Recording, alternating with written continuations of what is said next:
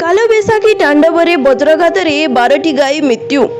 कोरापुट जिला नारायणीपाटना ब्लॉक रे कालबैशाखीर तांडव देखा मिली। फल स्थानीय ब्लॉक गडरागुड़ा एवं पिलकुरा गाँव यार प्रभाव पड़ा देखा मिली। गडरागुड़ा गाँव 9टी एवं पिलकुरा गाँव 3टी गाई वज्रघातरे मृत्युवरण कर जमापड़ी। एसह अनेक गाई गोरु वज्रघातरे आहत होता जमापड़ी।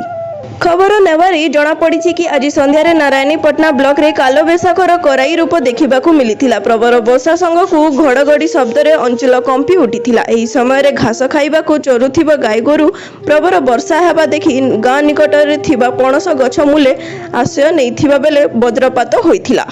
फल एक बड़ धरण अघटन घटी 12टी गाई मृत्युवरण करथिले। एने मृत्यु गाई मालिक चिंतार पड़िथिबा बेले क्षतिपूरण को नहीं सरकारी सहायता जोगई देबा पई प्रशासन को गुहारी करिसंती।